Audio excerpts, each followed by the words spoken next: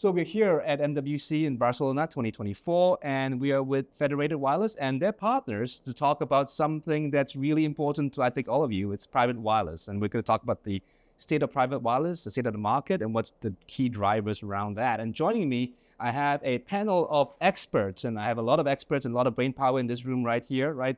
And we're going to start first with Andrew Whitlier from ESNet, and we have Bhupesh Agarwal from Intel. We have Craig Cowden from WWT, Iyad Tarazi, CEO of Federated, and our host for today as well.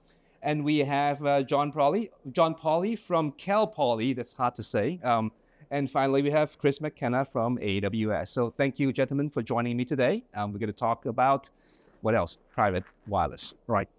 So let's start with the drivers for private wireless, because I think that's important. So what do we see as the top business and technical drivers of private wireless adoption today, and who are the key players in this ecosystem? We'll start with Iyad. Very good. We're beginning to get a better idea what the drivers are. There certainly is a lot of mechanization and automation, especially in industrials, and actually we see quite a bit of the defense drivers to be around automation, around availability of data, availability of inventory. We also see academia, research institutions that are driving next generation wireless capabilities, both on the research side as well as on how do they use it for their students, how do they use it for the researchers, which I hope we can hear a little bit more about that. And there is a digital divide, areas in the US that are not covered. We all know about the BEAD funding, trying to address that, and private wireless is working to address that as well. All of these are some of the top drivers that we see today. Excellent. Certainly, we're hearing the same thing. Bhupesh, what are you seeing from the Intel perspective? Yeah, so I'm going to play a little bit of a spoiler guy, right? Like, I don't think anybody is asking for private 5G. And Iyad must be saying like, hey, I invited this guy on dinner, right? Had a good meal and drink, and what the heck is this guy is talking about? But let me explain why, like, how serious. Sure. Yes. Yeah. See, when you look at enterprises, what are they focusing on? They are focusing on higher productivity, lower cost. From the customer side, they want a better customer experience. From the employee side, they want a better environment for the employees. And that is why they are going into a digital transformation journey. Right? They have tons of data, whether it's from their production house. They have the tons of data from the employee side. They have tons of data from the customer side, and that's why they want to go in on the digital. And there is no doubt that this digital transformation is happening across the verticals, right? And that is what is like when they are going through this digital transformation journey, they are realizing that the current connectivity frameworks that they have, the technologies, whether it's basic Ethernet, whether it's Wi-Fi, we talk about LoRaWAN offline, right? Are these sufficient or not? And they are realizing it's not. So it's the enterprise business needs who are driving the requirement for private 5G versus the enterprises are going and asking for it. If you go and, if an enterprise, there is no one who is going there and saying like, hey, I heard about this sexy thing called private 5G, can you give it to me? It is sexy. Yes. But what they are saying is like, hey, I have these business requirements. Can you help me with that one? I am not able to solve. And this is where I agree with Iyad's point, all the points that he laid out. That requirement, business use cases and all is driving what Iyad. And that's actually very important, right? If there's no business need, you're just asking for something because it's cool, right? There's no long-term sustainability and there's no ROI. No ROI. The CFO is going to stop you at some point. And they are looking at TCO, right? That's like everything. And if there is no ROI, no one is going to invest. That's very fair. But I think that's actually a very good example or a very good proof point of where the market's maturing, because 3 years ago we were having conversations around what is this sexy thing called? Yes, that's right. What can the network do for me? Like the network was the end product. Yes. We're not having those conversations today. We're having conversations with organizations, enterprises, as Bhupesh said, because every industry vertical, who are saying, I have a real business problem I need to solve. How can I do it? Yep. And there are many components to a solution that will help them solve it. Private wireless is one of those key enablers to help them solve it. It's not the only one. I mean, there's even a lot of other elements that will come into play that I'm sure we'll get to. But yeah, that's how we're seeing the market really changing over the last couple of years and maturing. Yeah, I think that's fair. I think I think it is maturing. I think that's for sure. I think we can all agree on that one. And now you brought up verticals and use cases. I'm going to go to someone who sees a lot of verticals at WWT. So Craig, what are the key verticals do you see in terms of the adoption and investing in private wireless? And I know I've heard you say this, and everyone else as well. I think this neutral host thing that we say is a killer app, yes or no, I don't know, but regardless, it's very prominent across these industries. So maybe what key verticals, and is neutral host a killer app? But before that, what's neutral host 2, right? Sure. Yes. So yeah, I'll explain what neutral host is in the context of vertical market. Sure. So I will say over the last 18 months or so, and I've been an evangelist for private wireless for many years. I actually thought it would hit sooner than it has, but there is more than just green shoots now. There are certainly vertical market industries that know the dialogue, know what business problems they're trying to solve, and we're having active solutions. So what are those verticals? Certainly higher ed. I'm going to let Jonathan talk about that in more detail. But healthcare, transportation, airports, that all of those have a common use case around neutral host, which I will explain in just a minute. Right. In the manufacturing sector or in federal or DoD, as he had referenced earlier, certainly warehouse automation, inventory management, using private wireless networks. And what does private wireless actually drive as opposed to Wi-Fi, enterprise Wi-Fi? Sure. Anything that has attributes of privacy, security, mobility, or latency, private wireless tends to be superior to Wi-Fi. But it's not either or. You're going to take advantage of both access networks depending on what the specific use cases are. All right, neutral host. Why is that such a killer app? Right. To me, I have actually evolved my thinking. I always thought neutral host was important. To me now, we literally try to identify within those verticals, those customers that have a neutral host problem. Well, what is neutral host? In building connectivity, right? So today, in many of these vertical markets, let's take healthcare as an example, there really is poor wireless mobile connectivity for patients and their families. Literally, I've been in workshops with healthcare customers where, the patient's families have to go out to the parking lot to make a phone call because the alternative, the DAS infrastructure, distributed access system infrastructure, is so antiquated that there isn't a good in-building connectivity experience. So what neutral host is the enterprise customer, in this case, the healthcare customer, puts in their own RAN layer, their own radio access network layer, their own small cell, their own private wireless network, and then they use what's called a MOCN gateway. I won't get into the details of that today, but that allows for the wireless carriers, instead of them building out their own DAS, which is expensive and antiquated, and frankly, they don't have the capital to do it anymore. Right. They connect to that single RAN network that the enterprise customers built, and they do it through this MOCN gateway. And the MOCN gateway allows for separation of traffic to each of the carrier networks, right? And so it ends up being a killer app because it justifies the business case, the TCO, just on neutral host, because it solves that in-building connectivity problem. But the real benefit is once you've done that, once you have a private wireless network in place for that specific use case, there's also a long tail of digital transformation applications that Ashley talked about. So that's why it's really, in our mind, where we have where a customer has a neutral host problem, we really have targeted those customers that are seeing a lot of traction, a lot of success. Yeah, but I think that's a good point. You have a almost silver bullet potentially that's cross industry, right? That's right. So, It transcends. It does. I think that's valuable. When you have something like that, it's really valuable. Chris, do you agree? Are you seeing neutral hosts, and are you seeing similar verticals to what Craig is saying as well? Yeah, we're seeing exactly the same scenario where it's almost like a door opener where once an organization has deployed the network, then we work with them to fully monetize and fully, realize the benefits of that network and layer on top new use cases as they grow and keep the new use cases coming. And it's almost a future-proof solution in that way, in that once it's in, you can keep evolving and keep taking advantage of it. I think that's fair. And as a proof point, we're going to test one vertical and see if your silver bullet actually works as well. So what are you seeing, John and Cal Poly? Is it true neutral host is a potentially killer app as well, or valuable? In two ways. I think Craig did a great job summarizing what neutral host is, why it's valuable. I echo everything he said. To put a point on the value that we've seen at our university, having this new toolbox, the MOCN gateway, the neutral host architecture paradigm, letting the campus be in control of where we need to put coverage instead of being driven by the carriers. Yeah. And we have real pain points, and I'll zoom in on emergency services.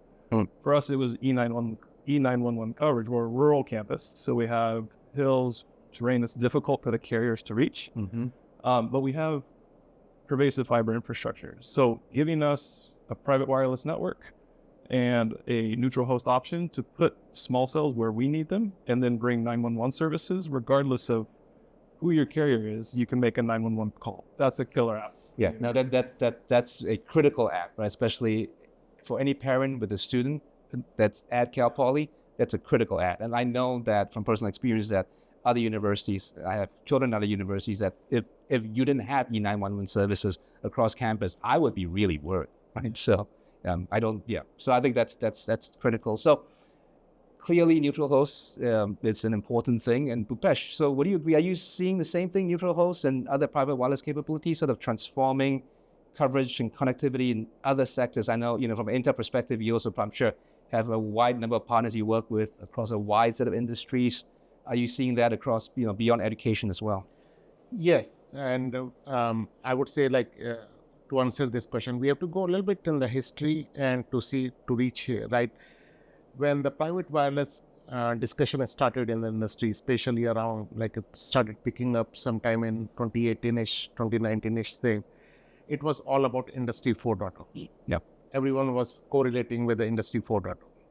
What we are seeing is from then until now, it has evolved into 3 primary use cases. Okay. One is a basic connectivity, and let me give you some data point. 7 out of 10 warehouses do not have any connectivity in the world. Yeah. And even those warehouses who have connectivity, 55% of the coverage area is without connectivity. Right? When you look at the mining, the oil and rigs and all those things, there is no connectivity there. So there is a lot of demand for basic connectivity, like connecting workers. Right? So that's a basic connectivity use case where the customers are saying, hey, just give me the connectivity. Right. I want to increase the productivity. Right. The second one is Edge AI, which is what started like Industry 4.0. Sure. And enterprises are sitting on tons of data. They want to mine that data. They want to have the real-time actions and all. And they want to but the connectivity is a challenge. So they want to go into that space, right? That's where industrial and the other verticals are coming. And the third one is neutral host one. Yeah. Smart campuses, healthcare, right? The hospitals and all those things, right? This is where we are seeing these kind of it's emerging in terms of those things. So that's where, so it's not like a one size fit all, but it depends on what kind of vertical that you are looking, what are the use cases, and that's where we see it. No, I think that's fair. And I think, Andrew or Craig, do you want to jump in there? And he brought up one word that I think we cannot avoid, an AI word, right, that we could talk about. We'll talk about that next, but why don't you jump in first? So I'm coming from a slightly different perspective because I work for a national science resource. Yes. That's the high-speed optical network that connects to DOE labs and facilities. And I think actually, neutral hosts, we can talk about it in the context of an individual campus or facility like a warehouse, and that's fine. Yes. But I actually see that's not the killer app of what neutral host is. And from a public sector perspective, so the Department of Energy funds a lot of science, the National Science Foundation funds a lot of science. There's other funding sources for science that come from all kinds of different distributed agencies and sources, and for different purposes. The killer app for neutral host is the ability to, in a sense, create point of presence peering using the radio resources across government to more efficiently use the investment that's been made by these different individual entities that are all in fulfillment of the national mission, right? Right. And that's actually where I think this becomes terribly exciting from the public sector, from the standpoint of if I know the USGS has a sensor field that they've got covered with an access point, that means a DOE researcher can go out there and, if we do this right, deploy an instrument and have it just work without me duplicating that investment. That's very, very compelling and could be a substantial improvement in data movement efficiency. Yeah, that's for sure. I'll just make a comment on AI. I think I'll just bring back to neutral host, and I'll talk about healthcare just to put it into a specific example. There are most hospital systems that really have poor and degraded DAS networks and poor in building connectivity. Neutral host isn't really an AI driver. It's the driver to get the neutral host network built. Yeah. Once that neutral host network is built, there's all kinds of additional infrastructure solutions that can be contemplated. Edge compute and AI solutions that can be wirelessly enabled on that domain. My point is neutral host was the business case driver to get that private wireless network built. Yeah. But then there's digital transformation. So long-tail digital transformation solutions that by themselves probably wouldn't justify that private wireless network. That's why neutral host is so important. It justifies the initial build of the private wireless network. But then there is this long tail of digital. Once you have it, you can write on top of that. And Yeah, I just said that I think we all started with neutral host as a concept of public-private interoperability. Yes. And then over time now it's evolved to a completely different concept. I refer to it now really more of an edge application, and it has to be eventually AI enabled because it ultimately fulfills four things. One is trying to figure out the right way to interoperate between public and private. And it's not just handoffs. It's also about investment decisions. It's which application goes where. It's how do you make capacity decision? How do you make allocation of performance? So it will get tremendously more sophisticated. You talk about integrating satellites in it over time. This concept is at an infancy and it will need a lot of work. The second piece is really about observability, performance, analytics. The reason it's super important is because there usually is one person on campus that supports that entire network or two people in a bank. And so how do you support them? You have to support them with very intelligent capability. If we go back to the instructional sets we used to do, we'll never really evolve it. So you find yourself now with an edge box that has data that's super valuable. In a private network, it's all open, which is wonderful. Concept we've never had before. Open data for the entire connectivity network outside of Wi-Fi that you need to operate around. If you're able to implement your AI algorithms around it and do the optimization, and we're able to learn across networks where we learn exactly what's the right way for these machines to do, that is nirvana. Now I can walk into the next Cal Poly and say, you only need one person. You need this application at the edge. It knows what you need. And it knows how to interoperate with the outside world. And it can implement the security profile. It can protect you from a safety perspective like 911. Okay, I can now deal with a private network in a way. And if you can do federation on top of it, that is now part of the WAN concept. So we're just at an infancy of an edge application that will have to be AI powered, that will have to actually protect the investment, but improve the experience. It's a journey. I'm thrilled to be with these partners as we do it. Couldn't ask for any better partners in the world, and we'll continue to invent. No, for sure. So let me turn it over to Chris and see if you can add. I mean, obviously, we're talking about data and analytics, right? And AWS certainly has a lot of computing capabilities and services to handle data analytics and AI, right? And we've already introduced that. So maybe, any couple of words or your thoughts or your insights into, adding to what Craig and Bhupesh and Iyad said. I mean, it cuts across everything we do. So every conversation we have with customers these days, especially in the last year with the explosion of Gen AI, I've never seen anything in my career that's just overtaken everything. So it's absolutely amazing. We're talking about it here, aren't we? Private wireless.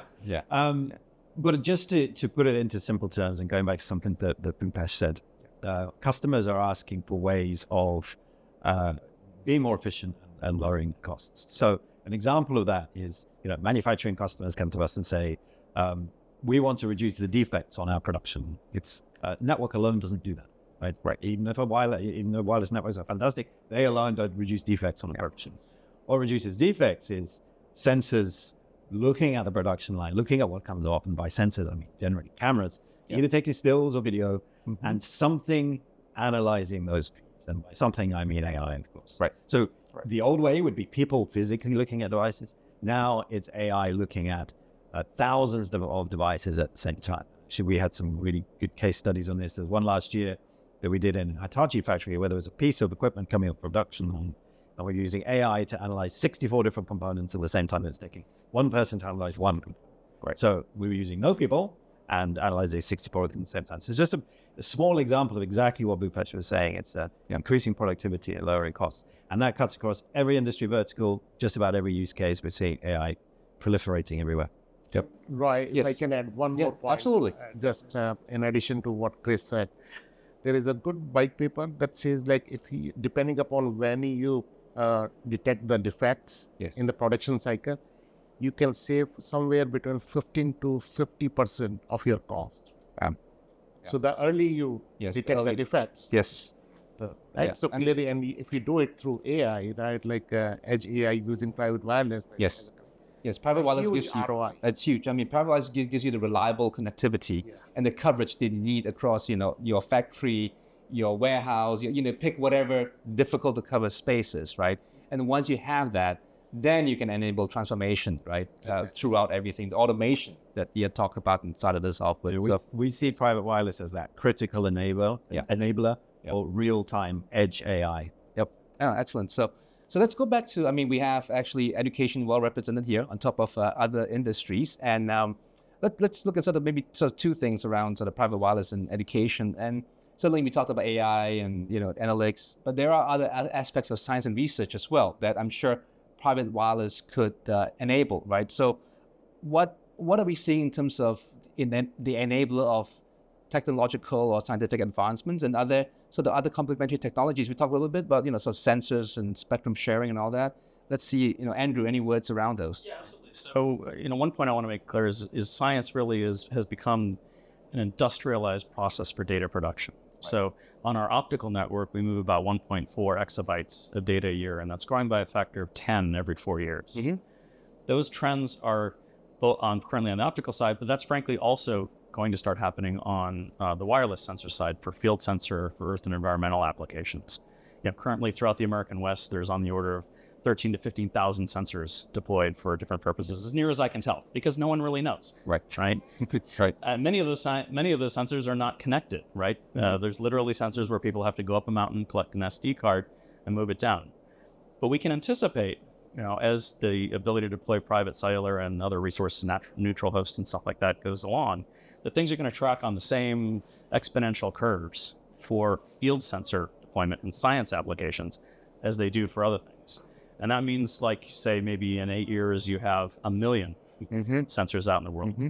So in terms of, complementary activities, the most important one to me is, frankly, how it changes science. Right. The way it's going to change science, particularly for field science applications, is a set of concepts that are developing within the National Lab System for something called self-driving field laboratories, where you're automating the process of measuring the world, because that's what science is about. We need to understand what's going to happen with climate and everything and other applications. And we're going to have like a sort of a tight coupling between massive numbers of sensors in the field on wireless connections to high performance compute resources at the national labs running high fidelity phenomenology physics-based codes. And then you're going to have individual laboratory experiments like things like ecopods, where you're testing metabolic responses to stressors, or you're doing understanding plant uptake of soil resources. And that all becomes tightly coupled and, frankly, autonomous, as this AI capability is starting to automatically test hypotheses and improve, like, moving sensors around dynamically through UAVs or other resources as this happens. So that's sort of a big vision that's starting to come together through something called the Integrated Research Initiative, led by the Office of Science within the Department of Energy, but it's also other government agencies are tracking on this.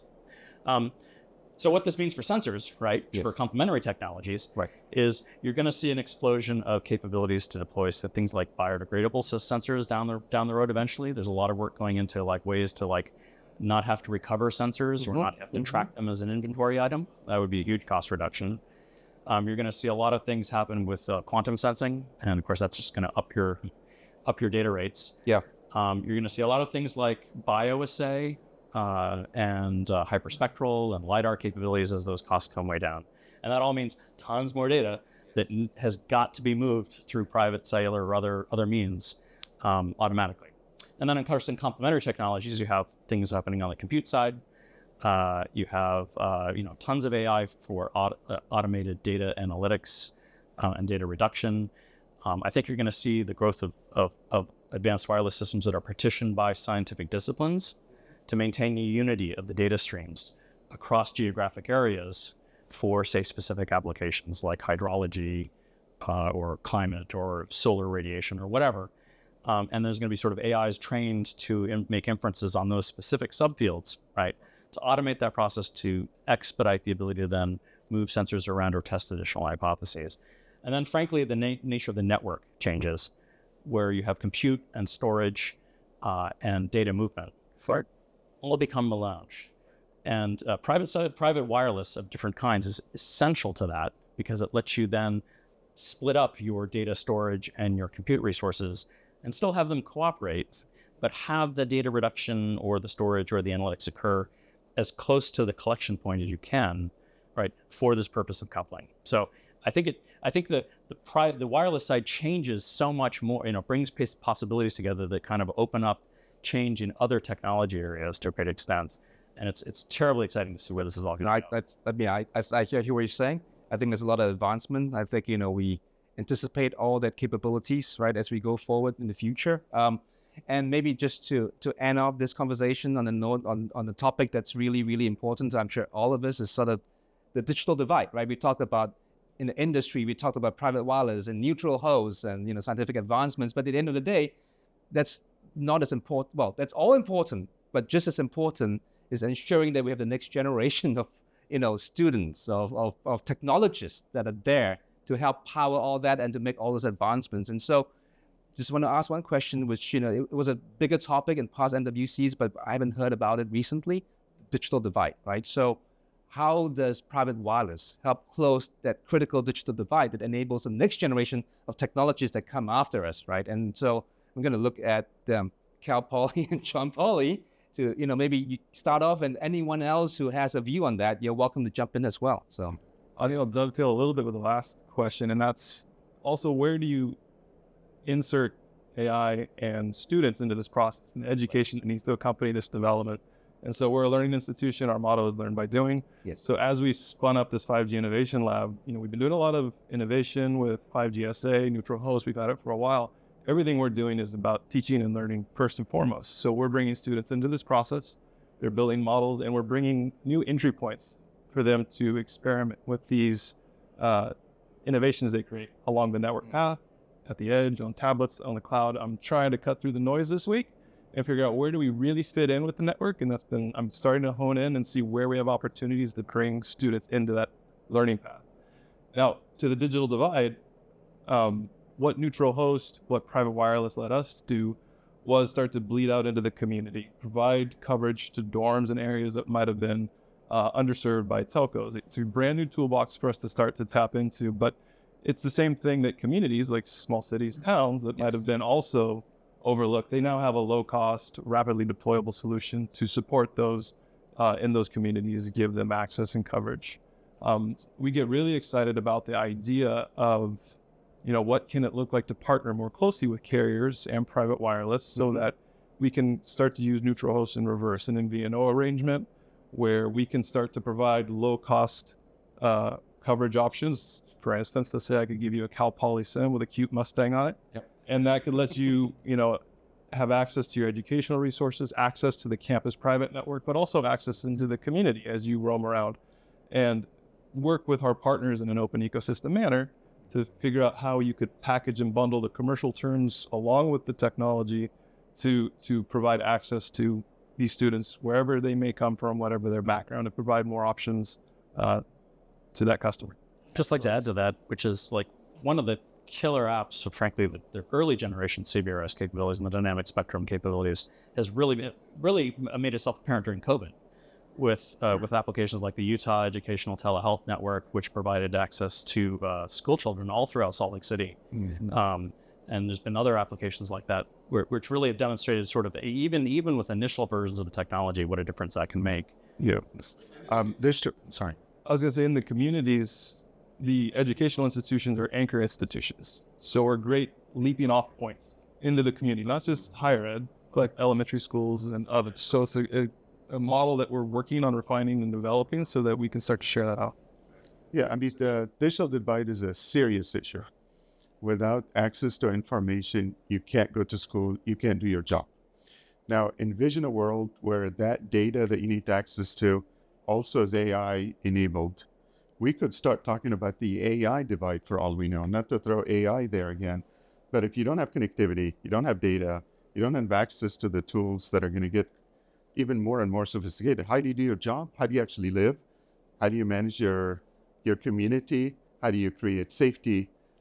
It is a good thing that there is now funding sources to allow for communities to build. These communities could be small towns. They could be applications in big towns that are for specific type of residents who don't have access.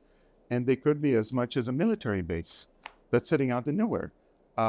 What private wireless does allows various types of funding to catch up to what is increasingly becoming a problem for public operators to carry the entire load on themselves on their own balance sheets. How could that happen? Private wireless is essential. Neutral host or edge or connectivity is essential to allow for that cooperative process, technically and commercially. And so the two are coming together. They're becoming part of the same. And I do think that what we think of as neutral host will evolve, will become different kinds of connectivity collaborations between different types of institutions. Yep. No, and on that note, I would probably time to wrap up in here. So I want to thank everyone for your contributions, and that's a positive note to end in terms of the importance of private wireless to society, to industry, to everyone, right? So thank you, gentlemen, for being here today. I really appreciate it. Thank and you. Hopefully the audience benefits from your wisdom.